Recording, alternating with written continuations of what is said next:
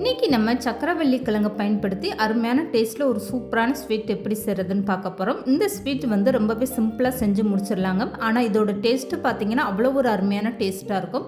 சக்கரவள்ளி கிழங்கே பிடிக்கலன்னு சொல்கிறவங்களுக்கு இந்த மாதிரி ஒரு டைம் நீங்கள் ஸ்வீட் செஞ்சு கொடுத்து பாருங்கள், டேஸ்ட்டு மறக்கவே மாட்டாங்க.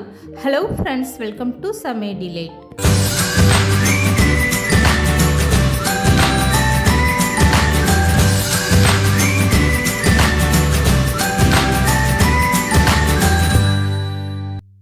இப்போ இந்த ஸ்வீட் செய்கிறதுக்காக 2 சக்கரவள்ளி கிழங்கை இந்த மாதிரி நான் பெருசாகவே எடுத்திருக்கேன். இதை வந்து நல்லா வேக வச்சுட்டு தோல் நீக்கி எடுத்து வச்சுக்கோங்க.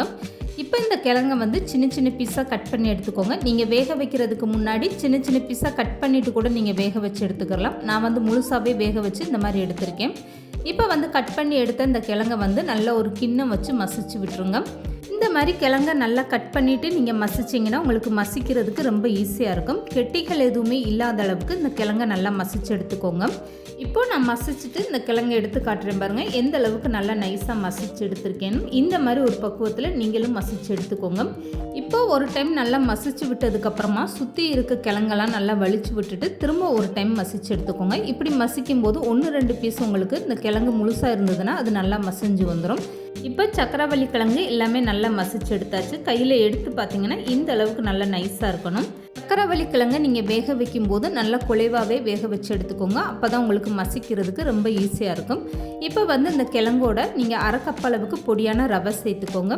இது கூடவே 1/4 கப் அளவுக்கு வெள்ளை சக்கரை எடுத்துக்கோங்க. அதோட 2 ஏலக்காவும் சேர்த்துட்டு நல்லா பவுட்ரு பண்ணிவிட்டு அந்த சக்கரை பவுட்ரு அப்படியே சேர்த்துக்கோங்க. இப்போ 10-15 முந்திரி பருப்பு பொடிசாக கட் பண்ணிவிட்டு அதையுமே சேர்த்துக்கோங்க. இப்போ தண்ணி எதுவுமே சேர்க்காமல் நல்லா மிக்ஸ் பண்ணி எடுத்துக்கோங்க. இதில் வந்து கொஞ்சம் கூட நீங்கள் தண்ணியை சேர்க்க வேண்டாம்.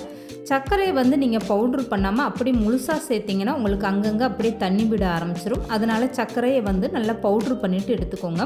இப்போ சக்கரவள்ளி கிழங்கு ரவை எல்லாமே சேர்ந்து இந்த அளவுக்கு நல்லா மிக்ஸ் பண்ணி எடுத்துக்கோங்க. கையில் எடுத்து பார்த்தீங்கன்னா மாவு இந்த அளவுக்கு நல்லா கெட்டியாக இருக்கணும். இது வந்து கரெக்டான பக்குவத்தில் இருக்குது. இப்போ வந்து அப்படியே மூடி போட்டுட்டு இதை ஒரு 10 நிமிஷம் நல்லா ஊற வச்சுருங்க. ரவை வந்து ஊறணும், அதுக்காக தான் இந்த 10 நிமிஷம். ரவை ஊறி வரும்போது உங்களுக்கு இந்த மாவு இன்னும் கொஞ்சமே நல்லா கெட்டியாயிரும். இப்போ வந்து 10 நிமிஷத்துக்கு அப்புறம் நான் மூடி ஓப்பன் பண்ணி காட்டுறேன் பாருங்கள். ரவை வந்து நல்லாவே ஊறிடுச்சு. இந்த மாவு எந்த அளவுக்கு நல்லா கெட்டியாக இருக்குது பாருங்கள். இப்போ வந்து ஒரு டைம் இந்த மாவை நல்லா மிக்ஸ் பண்ணி எடுத்துக்கோங்க. இதுக்கப்புறமா இந்த ஸ்வீட் உங்களுக்கு எந்த சைஸில் வேணுமோ அதுக்கேற்ற மாதிரி நீங்கள் கொஞ்சமாக கையில் எடுத்துக்கோங்க. நான் வந்து கொஞ்சம் பெருசாகவே மாவு எடுத்திருக்கேன். இதை வந்து இப்படி கொஞ்சமாக எடுத்துகிட்டு உள்ளங்கையில் வச்சு நல்லா உருண்டையாக திரட்டிக்கோங்க. இதுக்கப்புறமா வடை வந்து எப்படி தட்டுவோமோ அந்த மாதிரி உள்ளங்கையில் வச்சு இப்படி நல்லா அழுத்தி தட்டிக்கோங்க. இப்போ இந்த ஓரங்களில் விரிசல் எதுவுமே விழுகாத அளவுக்கு இந்த மாதிரி நல்லா அட்ஜஸ்ட் பண்ணி விட்டுருங்க. ஒரே சமமாக இருக்கிற மாதிரி இந்த ஸ்வீட்டை நீங்கள் செஞ்சு எடுத்துக்கோங்க. இப்போ இந்த ஸ்வீட்டை நீங்கள் அப்படியே எண்ணெயில் போட்டு பொரிச்சு எடுக்கலாம். ஆனால் இதுக்கு மேலே கொஞ்சமாக நீங்கள் கருப்பு எள்ளு தூவிட்டு பொரிச்சு எடுத்திங்கன்னா அதோட டேஸ்ட்டு ரொம்பவே அருமையாக இருக்கும். இந்த மாதிரி லேசாக கருப்பு எள்ளு அப்படி இல்லைன்னா வெள்ளை எள்ளு கூட இப்படி லேசாக தூவி விட்டுக்கோங்க. இதுக்கப்புறமா கை வச்சு இந்த மாவோட லேசாக அப்படி அழுத்தி விட்டுருங்க. அவ்வளோதாங்க. இந்த ஸ்வீட் இப்போ பார்க்குறதுக்கு ரொம்பவே அருமையாக இருக்குது பாருங்கள். இதை சாப்பிட்றதுக்குமே அவ்வளோ ஒரு அருமையான டேஸ்ட்டாக இருக்கும். இப்போ வந்து இந்த சக்கரவள்ளி கிழங்கு ஸ்வீட் எல்லாமே நான் மாவை தட்டி எடுத்து வச்சுட்டு இதை எப்படி எண்ணெயில் போட்டு பொரிச்சு எடுக்கிறதுன்னு பார்க்கலாம். இப்போ இது பொரிச்சு எடுக்கிறதுக்காக ஒரு அகலமான பாத்திரத்தில் ஒரு 4-5 ஸ்பூன் அளவுக்கு சமையல் எண்ணெய் சேர்த்துக்கோங்க. வாசனை இல்லாத எண்ணெய் சேர்த்துக்கோங்க.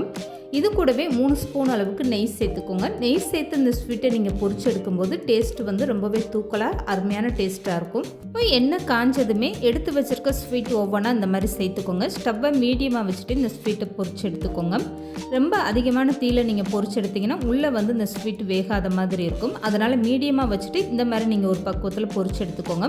இப்போ இந்த ஸ்வீட்டு ஒரு பக்கம் செவந்ததுமே இந்த மாதிரி நல்லா திருப்பி விட்டுருங்க. 2 பக்கம் இந்த மாதிரி நல்லா செவந்து வரணும். இதுக்கப்புறமா நீங்கள் எண்ணெயை வெடிச்சிட்டு வெளியில் எடுத்துருங்க. அவ்வளோதாங்க. சக்கரவள்ளி கிழங்கை பயன்படுத்தி அருமையான டேஸ்ட்டில் ஒரு சூப்பரான ஸ்வீட்டு செஞ்சு எடுத்தாச்சு பாருங்கள். சக்கரவள்ளி கிழங்கு எப்போ வாங்கினாலுமே இந்த மாதிரி ஒரு ஸ்வீட்டை நீங்கள் ட்ரை பண்ணி பாருங்கள். பிடிக்கலன்னு சொல்கிறவங்க கூட விரும்பி சாப்பிடுவாங்க. அந்த அளவுக்கு அருமையான டேஸ்ட்டாக இருக்கும். இந்த வீடியோ பிடிச்சிருந்தா லைக் பண்ணுங்கள், ஷேர் பண்ணுங்கள். மறக்காமல் சமையல் டிலைட் சேனலை சப்ஸ்கிரைப் பண்ணுங்கள்.